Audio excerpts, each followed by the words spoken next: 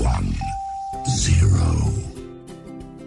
Halo, shalom anak-anak komunitas Yedija yang diberkati Tuhan. Jumpa lagi dengan Mami Titin di sini ya. Nah, kalian sudah siap memuji Tuhan? Mami harap kalian mengucap syukur, memuji Tuhan dengan semangat ya. Karena hari ini kita mau sama-sama memuliakan nama Tuhan. Yuk semua bangkit berdiri ya. Kita mau angkat satu pujian dulu sebelum kita masuk dalam doa.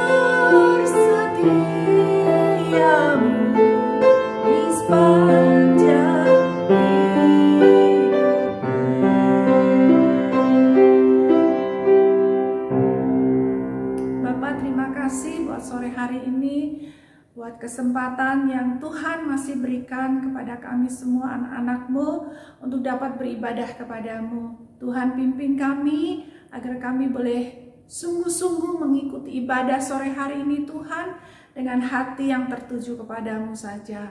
Kami siap memuji Engkau Tuhan, di dalam nama Yesus. Haleluya, amin. Nah, anak-anak semua, yuk kita siapkan hati untuk memuji Tuhan ya. Semuanya bangkit berdiri ya.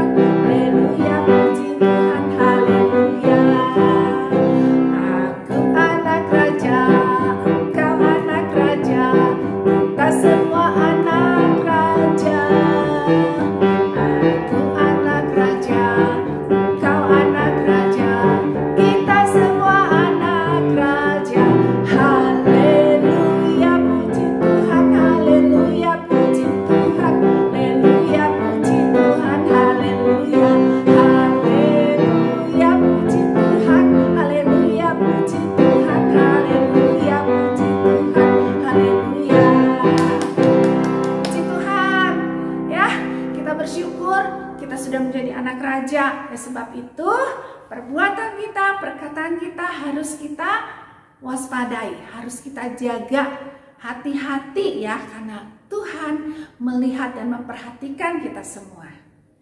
Nah, anak-anak semua, kita mau siapkan hati kita saat ini untuk mendengarkan firman Tuhan. Tapi sebelumnya, kita akan angkat satu lagi pujian ya.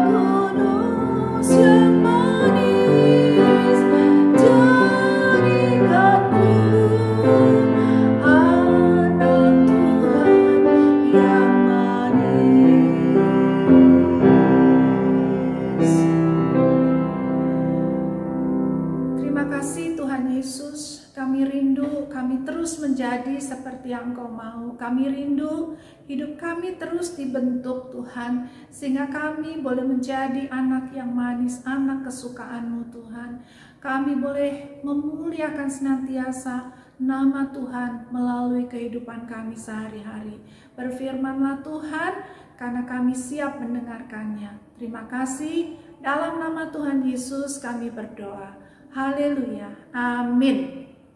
Nah, anak-anak semua, yuk kita siapkan hati kita buka hati kita, buka telinga kita ya. Jangan kemana-mana, jangan sambil bermain-main, tapi kita fokus sama firman Tuhan ya. Nah, anak-anak semua, kalian sudah siap mendengarkan firman Tuhan? Anak-anak semua, sehari-hari kita kan selalu melakukan apa yang sekeliling kita lakukan ya. Kita biasanya mengikuti apa yang orang-orang lain lakukan, seperti tren, seperti gaya ya. Nah, kita juga harus perhatikan loh anak-anak semua, bagaimana kita menggunakan mulut kita. Karena Tuhan memberikan kepada kita mulut bukan untuk memperkatakan yang tidak baik, tetapi Tuhan mau kita gunakan mulut kita untuk memperkatakan yang baik dan memuliakan nama Tuhan. Hari ini kita mau belajar satu pelajaran yang sangat penting, yaitu tentang kejujuran. Jujur artinya tidak berbohong, tidak berdusta. Jujur juga bisa berarti hati yang tulus. Jadi apabila kita jujur, kita sama saja memperkatakan suara hati kita. Suara hati kita harus sama dengan apa yang kita ucapkan. Begitu juga apa yang kita ucapkan harus sama dengan apa yang kita lakukan. Itu artinya jujur ya. Kenapa sih kita harus jujur? Ya, karena firman Tuhan mengajarkan kepada kita untuk tidak berbohong. Ingat kan 10 perintah Allah?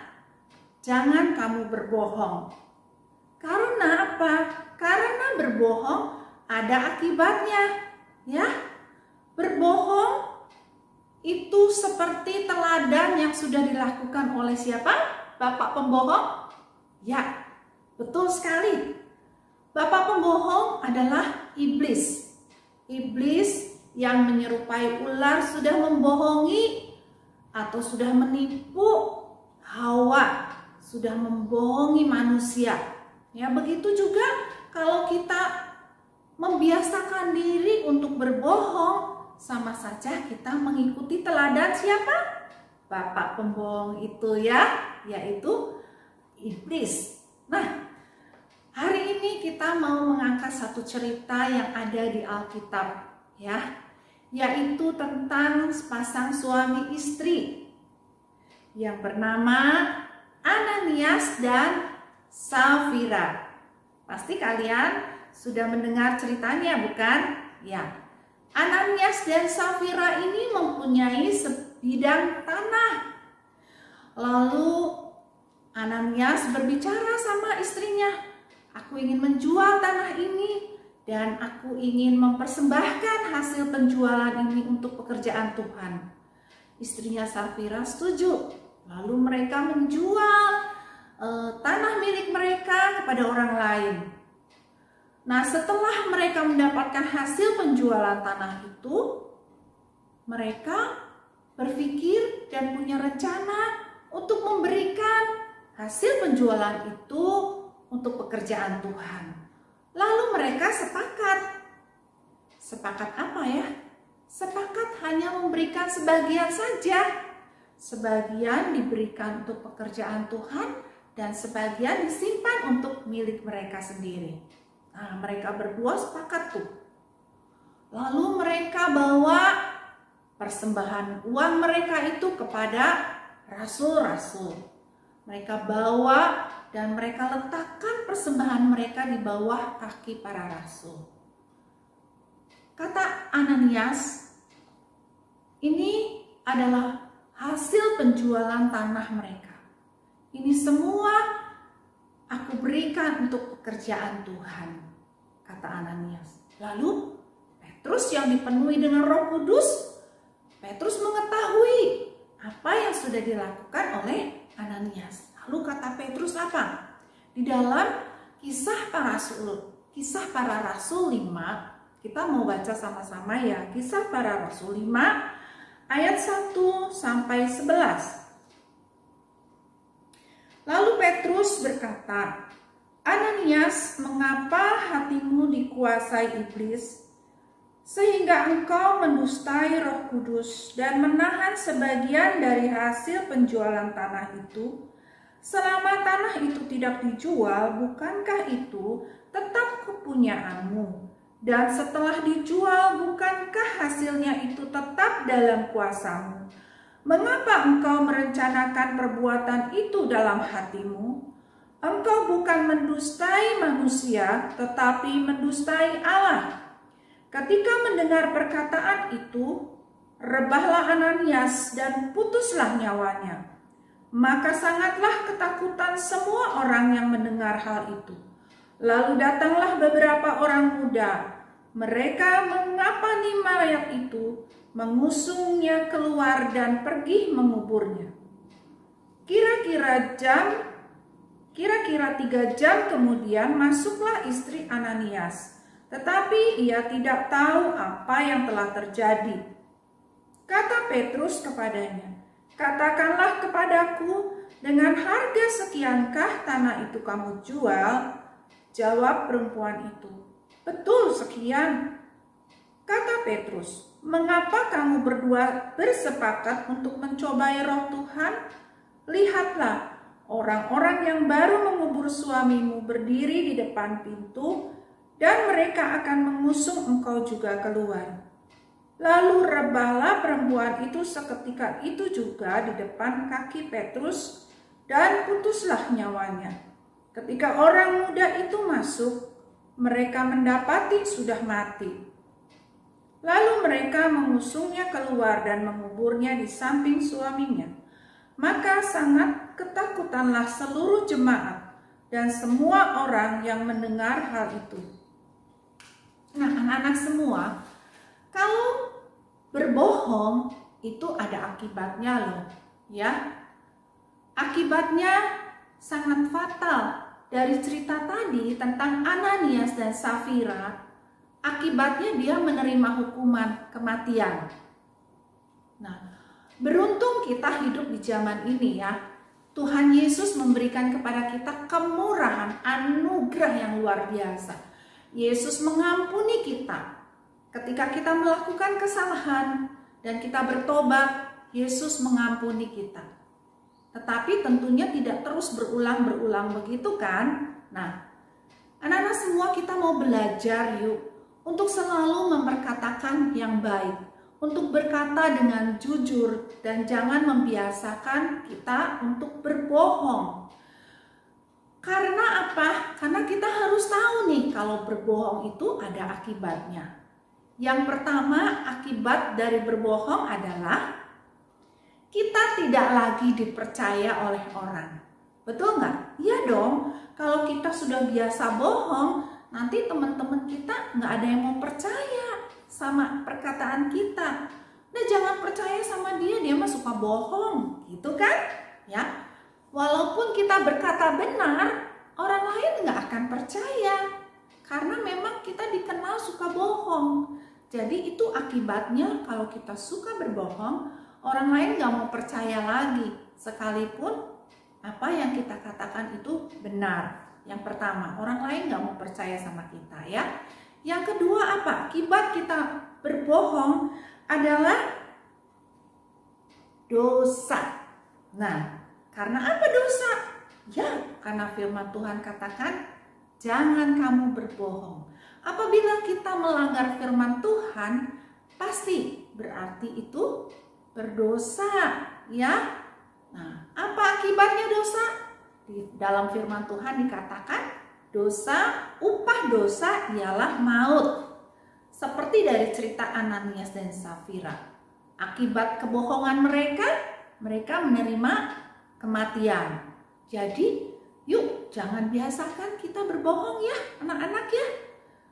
Supaya kita tidak menerima akibat dari dosa yang kita lakukan.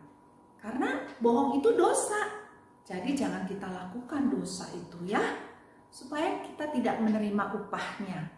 Nah, yang ketiga apa namanya?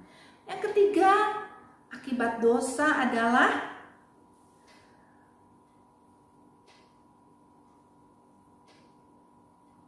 merugikan diri sendiri dan orang lain. Kalau kita berbohong, Mami kasih cerita sedikit ya. Ada seorang anak kecil yang dia mungkin nggak tahu kalau bohong itu salah ya, tapi dia mengatakan bohong. Kamu tadi sembunyikan di mana ininya? Kok barangku nggak ada? Tadinya ada di meja, nggak tahu. Cepetan, ini butuh, ini perlu banget, karena sudah ditunggu. Nggak tahu, aku nggak sembunyikan. Padahal anak kecil itu menyembunyikan, dengan tidak sengaja dia sembunyikan, tapi dia sudah berbohong. Berbohong, dia bilang, saya tidak menyembunyikan, saya tidak tahu. Akibatnya apa? Akibatnya yang punya barang itu dimarahin orang. Loh, aku udah janji, aku sudah datang ke sini menunggu barang itu. Ya, tapi barangnya dicari belum ketemu. Wah, kalau gitu kamu gak bisa dipercaya. Wah, marah-marah orangnya. Yang rugi siapa? Yang rugi kan yang punya barang ya. Karena barangnya disembunyikan oleh si anak kecil itu. Sehingga rugi kan, satu rugi mungkin tidak lagi dipercaya sama orang lain, atau rugi karena perjanjiannya jadi batal ya. Nah, kerugian untuk diri sendiri adalah apa? Ya, kalau misalnya kita berbohong, lalu kerugiannya adalah misalnya nih, kamu udah makan belum? Udah. Oh ya sudah, kalau kamu sudah makan, nih makanan disimpan semua, piring kersin. Nah, saatnya dia sudah mulai lapar, tidak ada makanan, perutnya lapar, sakit perut. Nah, itu akibat dari bohong ya. Atau misalnya, kamu udah belajar belum nak? Jangan lihat gadget terus. Sudah mak, tadi sudah belajar. Benar, benar. Besok ulangan kamu harus bisa ya. Iya mah, pasti bisa. Saat besok ulangan, dia kan bohong, gak belajar tuh sama mamanya. Bohong ya. Dia cuma mainan gadget terus, nggak mau belajar. Waktu ditanyain mamahnya, sudah belajar mah? Nah, begitu besoknya ulangan, ya hasilnya jelek semua. Dia nggak ngerti apa yang harus dia jawab ya, karena dia nggak pernah belajar. Nah, kerugian didapat kepada dirinya sendiri. Dia mendapat nilai yang jelek. Jadi berbohong itu mengakibatkan kerugian bagi diri sendiri juga orang lain.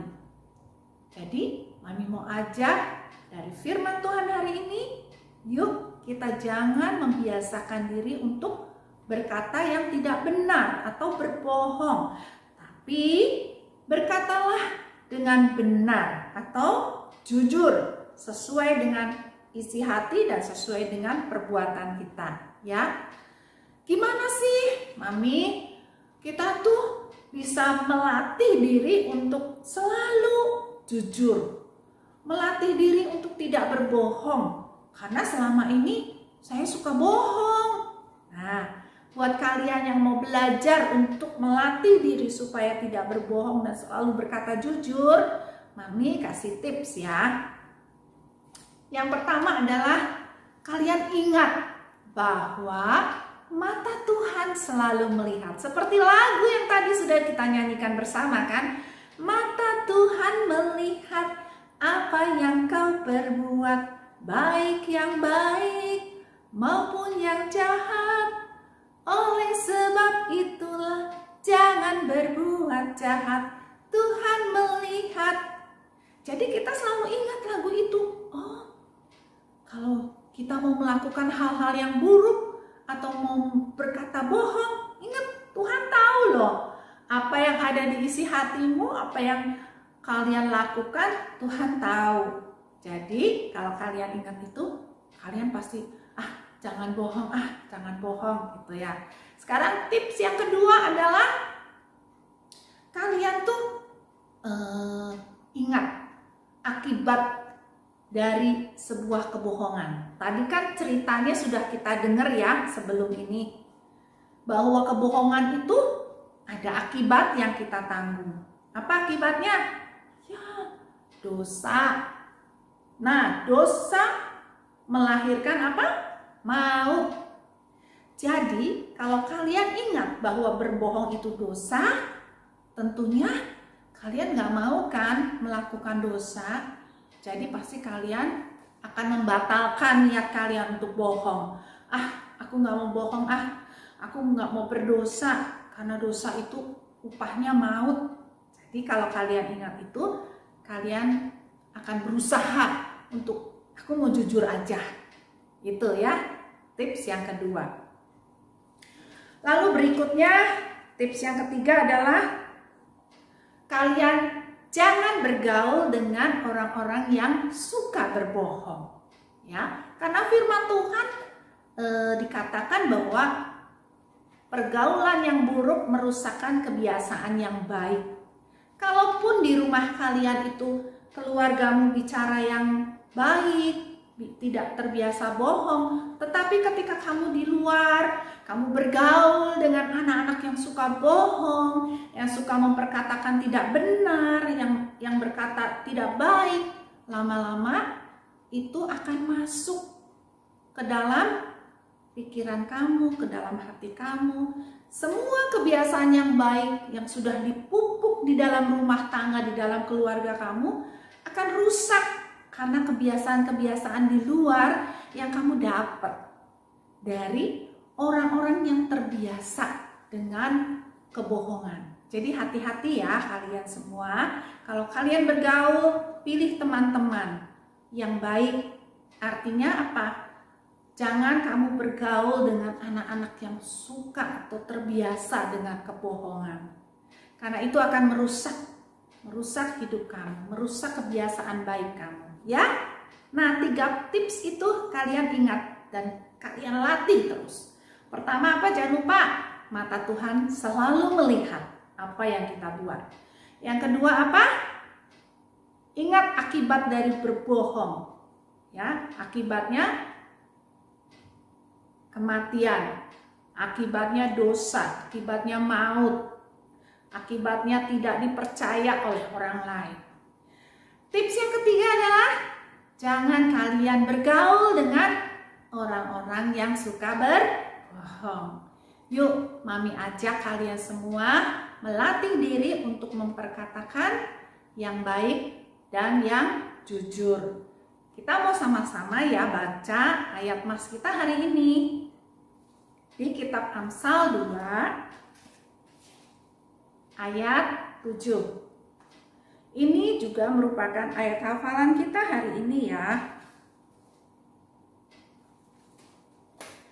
Amsal 2 ayat 7 dikatakan, ia menyediakan pertolongan bagi orang yang jujur, menjadi perisai bagi orang yang tidak bercela lakunya. Nah, kalian semua, kalau kalian berharap kepada pertolongan Tuhan, Tuhan menyediakan pertolongan itu buat kalian. Tetapi kalian adalah dipastikan orang-orang yang jujur, ya. Orang yang jujur atau kejujuran itu menjadi perisai. Perisai itu menjadi apa ya? Menjadi pelindung buat orang-orang yang tidak bercela. Tidak bercela dalam hal ini adalah tidak berkata bohong. Jadi kejujuran itu merupakan satu pelindung buat kita semua. Ya, buat kita semua orang-orang yang berkata benar. Nah, anak-anak semua, Mami harap firman Tuhan sore hari ini menjadi berkat buat kalian semua ya, untuk membiasakan perkataan kita itu selalu jujur. Sebab itu yang diinginkan oleh Tuhan. Ya, Tuhan Yesus memberkati kita semua. Nah, untuk mengakhiri ibadah kita sore hari ini, yuk kita sama-sama berdoa ya. Bapa di surga, terima kasih buat kebenaran firman-Mu yang sudah kami dengar sore hari ini. Mampukan setiap anak-anak untuk mengerti dan melakukannya Tuhan dalam kehidupan mereka. Sehingga kehidupan kami semua anak-anak-Mu boleh menjadi berkat, menjadi terang, dan memuliakan nama-Mu Tuhan. Terima kasih untuk kesempatan dan waktu yang Tuhan masih berikan buat setiap kami. Terima kasih Bapa, di dalam nama Tuhan Yesus kami akhiri ibadah kami sore hari ini dan kami mengucap syukur kepadamu. Haleluya. Amin. Nah, anak-anak sampai di sini ya. Kita berjumpa kembali pada hari Sabtu yang akan datang. Tuhan Yesus memberkati. Bye-bye.